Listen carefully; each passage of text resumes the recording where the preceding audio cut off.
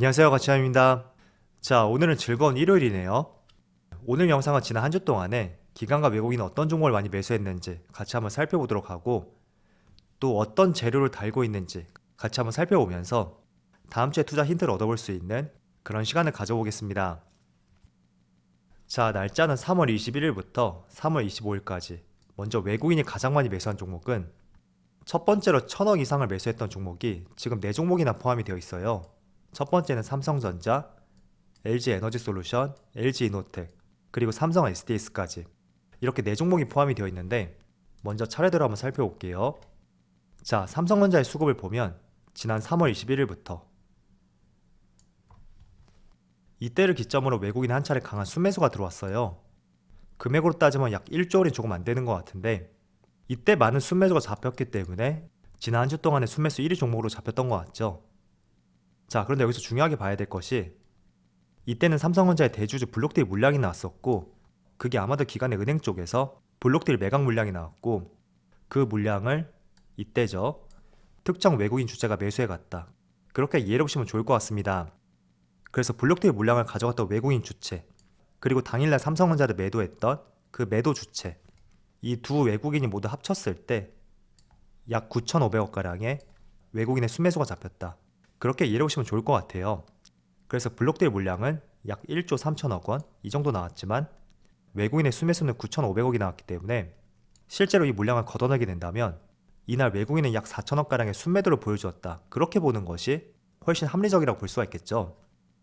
그래서 외국인의 순매수 상위 종목에 지금 삼성전자가 포함이 되어 있는 것은 착시 현상이라고 말씀드리고, 블록딜 물량이 아니었다면 아마 여기 있었을 거예요. 그리고 두 번째로 LG그룹주는 잠깐 건너뛰고 삼성 SDS. 자, 이 종목도 마찬가지입니다. 지금 여기 보시면 3월 22일 날이죠. 은행 쪽에서 3,800억 규모의 순매도가 찍혔어요. 그런데 마찬가지로 이 종목에서도 대주주 블록딜 물량이 나왔었고, 그 물량을 모두 외국인이 다 흡수해가면서 이렇게 22일 날 외국인의 많은 순매수가 찍혔다, 그렇게 이해해 보시면 좋을 것 같습니다. 자, 그래서 정리. 지난주에 외국인의 순매수 상위 종목에 보면 1위가 삼성전자였고 4위가 삼성 SDS예요. 그런데 공교롭게도 지난주에는 대주주의 블록딜 물량이 나왔던 만큼 수급이 왜곡이 되었다고 볼 수 있고, 그리고 블록딜 물량을 비교해 봤을 때 오히려 여기 있는 두 종목들은 외국인의 순매수 상위 종목이 아니라 지난주에는 순매도 상위 종목 쪽으로 포함이 돼야 된다, 그렇게 정리를 하겠습니다. 자, 그리고 두 번째, LG에너지솔루션. 사실 이게 정말로 외국인이 순매수 상위 종목에 포함이 되었던 1위 종목이라고 볼 수가 있겠죠. 자, 외국인이 무려 1,600억가량의 순매수를 보여주었어요.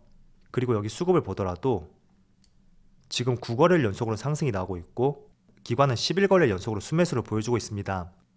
그리고 매일같이 기관하고는 다른 패턴을 보여주었던 외국인의 매도세, 3월 22일을 기점으로 해서 지금 4거래일 연속으로 순매수가 들어오고 있고, 또 금요일 같은 경우에는 하루 만에 무려 1,200억이 넘는 강한 순매수를 보여주었습니다. 자, 에너지솔루션과 2차원지 관련주는 제가 금요일날 한 차례 말씀을 드렸을 거예요. 그래서 자세한 영상은 금요일 영상을 참조하시면 좋을 것 같고, 일단 간략하게만 다시 한번 말씀드린다면, 금요일날 2차전지를 바라보는 시각이 조금 바뀌었던, 많은 긍정적인 기사가 발표가 되었고, 그로 인해 2차전지 쪽으로 기관과 외국인이 많이 집중을 했다, 그렇게 볼 수가 있습니다. 자, 그런데 삼성 SDI는 기관의 매수에는 꾸준히 들어오고 있거든요. 그런데 지금 보시는 것처럼 외국인의 순매수 상위 종목에 포함이 되어 있죠. 그래서 외국인의 온도차가 조금은 다른 것 같다, 그런 생각을 해볼 수가 있는 것 같고, 또 이어서 두 번째로 많이 매수했던 종목이 바로 LG이노텍이에요. 이 종목은 제가 지난주에도 한번 말씀을 드렸을 거예요. 지난주 당시가 이때죠. 이때도 한 차례 외국인의 순매수 상위 종목에 포함이 되어 있었고, 또 직전 고점 근처까지 주가가 많이 상승했으니까 이번 주의 흐름 한번 지켜보자, 그런 말씀 드렸습니다.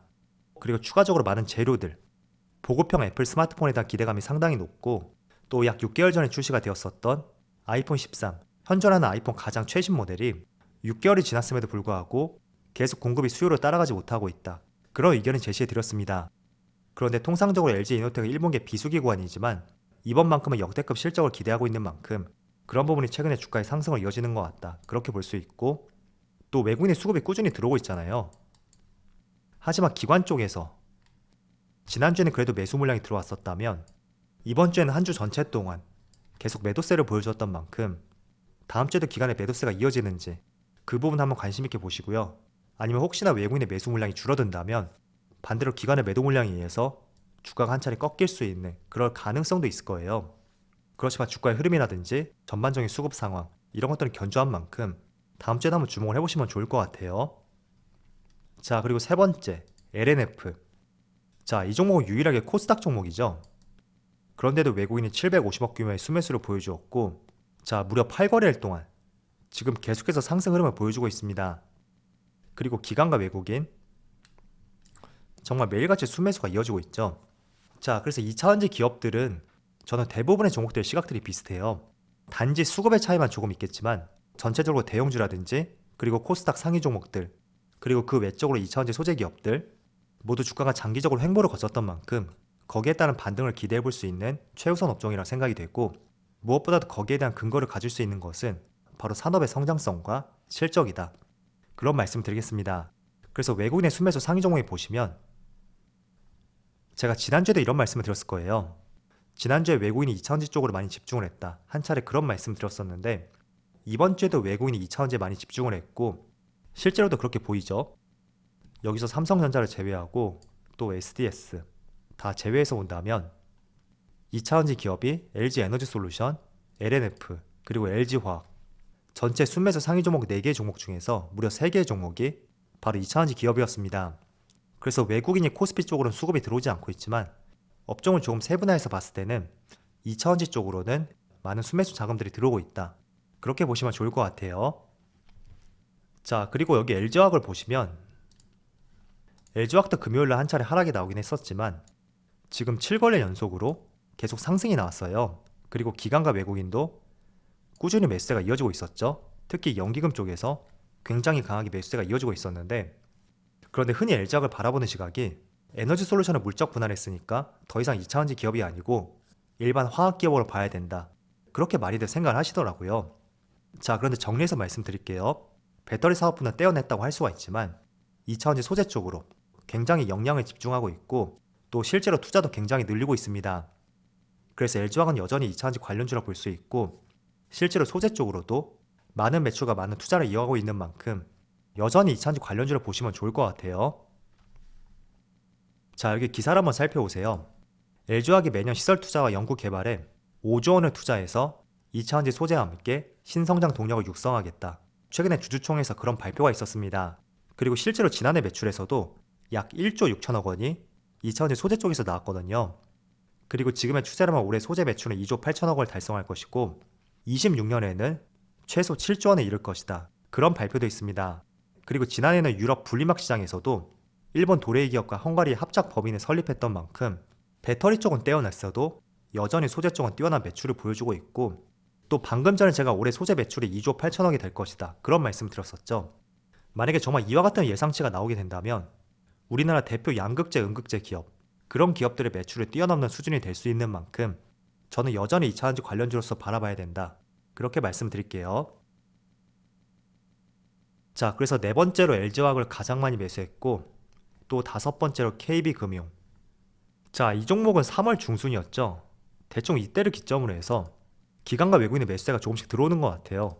그전에는 계속 매도세만 보여주었다면 확실히 3월 14일을 기점으로 해서 기관과 외국인의 매수세가 이어지고 있다. 그렇게 볼 수가 있는데, 그런데 저는 일단 금리 인상 이슈보다는 정책 이슈로 봐야 되지 않을까, 그런 생각을 가지고 있거든요. 자, 금리 인상은 사실 작년 말부터 꾸준히 주가에 반영이 되었습니다. 지금 보세요. 이런 흐름들. 아마 금융주가 다들 이런 흐름이 나왔을 거예요. 그런데 실제로 금리 인상 시점이었죠. 3월 중순. 그 시점이 다가올수록 주가는 오히려 급락이 나왔어요. 자, 그걸 어떻게 봐야 되냐면 금리 인상에 대한 기대감이 이미 주가에 다 녹아들었다. 그렇기 때문에 기관과 외국인도 꾸준히 매도세를 보여주었는데 최근 들어서는 새로운 정부가 탄생이 되었죠. 그런데 새로운 정부 하에서 대출 규제 완화 기대감이 커졌고 그 때문에 높아진 금리와 함께 대출이 활발해짐에 따라서 은행들의 실적이 많이 개선이 될 수 있는 가능성이 높아졌습니다. 그래서 이런 쪽으로 포커스를 맞추는 것이 맞다고 생각이 되고요. 금리 인상은 이미 주가에 많이 반영이 되어 있다. 그렇게 보시면 좋을 것 같아요. 자, 그리고 여기 안랩 보이시죠? 참 이 종목이 지난주 목요일하고 금요일날 두 차례 급락이 나왔어요. 그런데 며칠 전에 JP모건에서 안램을 단순히 투자 목적으로 매수했다고 발표를 했었죠. 그런데 주가 폭락 전에 약 108억의 차익을 챙기고 전량 매도했다. 이런 기사가 나왔습니다. 참 정말로 투자를 할 것이면 1년, 2년 그 이상을 하는 것이 투자가 맞지 않을까요? 결국 JP모건은 단타를 했다고밖에 볼 수가 없고 이런 부분도 하나의 악재로서 종목에 반영이 되었을 것 같습니다. 그래서 안램은 이제 매수하면 안 되겠죠. 자, 이렇게 외국인의 순매수 상위 종목을 살펴봤고 이어서 기관을 볼게요. 자, 기관도 외국인하고 비슷해요. 지금 1000억 이상을 매수했던 것이 LG에너지솔루션하고 삼성 SDI, 그리고 바로 밑에 LNF, 이렇게 순매수 상위 종목 1, 2, 3위 종목이 모두 2차원지 기업이었습니다. 조금 달라진 것이 있다면 외국인은 삼성 SDI는 매도하는 포지션이었다면 반대로 기관은 매수세를 보여줬네요.